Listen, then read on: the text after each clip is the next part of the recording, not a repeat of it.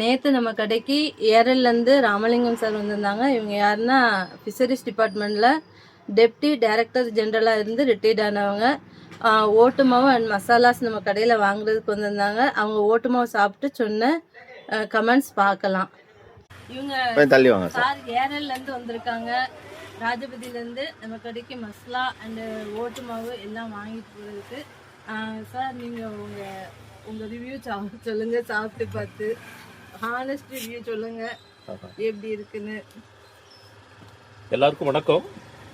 யூடியூப்பில் நம்முடைய சகோதரிகள் நடத்தக்கூடிய இந்த கடையை பற்றி நான் நேரடியாகவே பார்த்தேன், கேள்விப்பட்டேன்.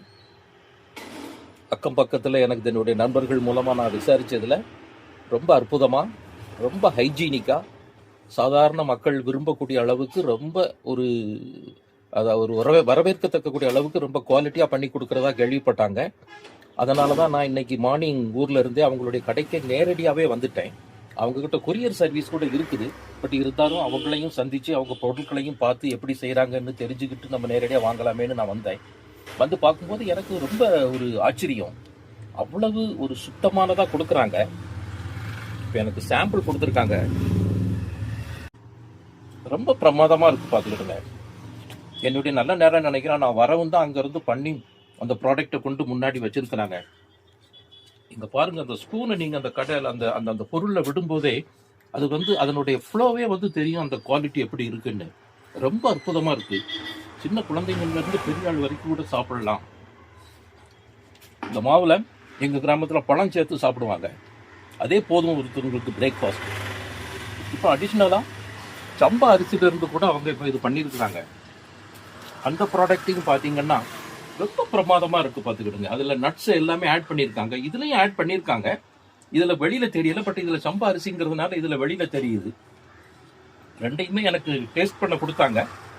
ரொம்ப அற்புதமாக இருக்குது. இதை எல்லாருமே கெமிக்கல்ஸு, ப்ரிசர்வேட்டிவ்ஸ்லாம் சேர்த்து தயார் பண்ணி அநேக பொருட்களை தான் நீங்கள் குழந்தைங்களுக்கு, பெரியவங்களுக்கு வாங்கி கொடுக்குறீங்க. அந்த பழக்கத்தை டோட்டலாக விடுங்க.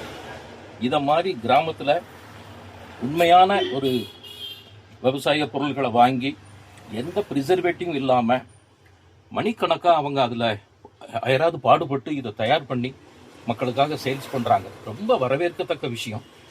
எல்லாருமே வாங்கி சாப்பிடுங்க. ஒருவேளை பிரேக்ஃபாஸ்ட்டை கட் பண்ணிவிட்டு இந்த இதை சாப்பிட்லாம். ஈவன் டின்னரை கூட கட் பண்ணிவிட்டு பழத்தை மிக்ஸ் பண்ணி ஒரு பால் பண்ணி ஒரு ரெண்டு குழந்தைங்களுக்கு தகுந்த மாதிரி அல்லது வயசானவங்களுக்கு தகுந்த மாதிரி கொடுத்து சாப்பிட்லாம். ரொம்ப ஹெல்த்தியாக இருக்கும். ஹெல்த் இஷ்யூஸ் எதுவுமே வராது, அதுக்கு நான் கேரண்டி. அந்த மாதிரி ஒரு அற்புதமான உணவு பார்த்துக்கிடுங்க.